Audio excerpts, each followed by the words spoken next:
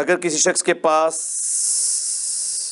اپنے ہی چلتے کاروبار میں پیسے انویسٹ کرنے کے پیسے نہ ہوں اور کوئی دوسرا شخص اس کو انویسٹمنٹ کی نیت سے دے اور وہ کاروباری شخص اسے یقین دلائے کہ 100% آپ کے پیسے نہیں ڈوبیں گے اور کہے کہ ایک خاص مدت کے بعد آپ کے پیسے میں آپ کو دے دوں گا اور پروفٹ کا کچھ حصہ ان پیسے کے اوپر آپ کو دوں گا، تو کیا وہ اضافی پیسے سود ہوں گے؟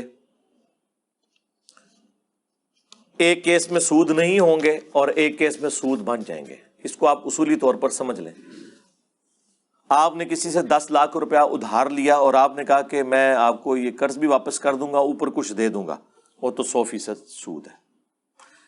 اس کی بجائے آپ اس سے ریٹرن میں ایگریمنٹ کریں کہ یہ 10 لاکھ آپ مجھے دیں، میں جو کچھ بھی اس سے کماؤں گا نا اس کا 5% یا 10% یا 20% جو بھی آپ طے کر لیں وہ آپ کو دوں گا۔ 10 لاکھ کا 5% نہیں، وہ سود ہوگا۔ جو کما رہے ہیں اس کا 5، 10 یا 15 یا 20 یا 50%۔ یعنی اگر آپ نے کمایا ہے نا اس سے 50,000 اور آپ نے کہا میں آپ کو 50% دوں گا، تو آپ اسے 25,000 دے دیں۔ اگلی دفعہ آپ نے 20,000 کمایا، آپ اسے 10,000 دے دیں۔ اگلی دفعہ آپ نے 5,000 کمایا، آپ اسے 2,500 دے دیں۔ یہ نہیں ہوگا کہ تو پچھلے مہینے تو مجھے نے 10,000 دیا تھا، اس دفعہ مجھے 5 کیوں دے رہا ہے؟ نہیں، طے ہوا ہے، اس پہ ظلم نہیں ہوگا۔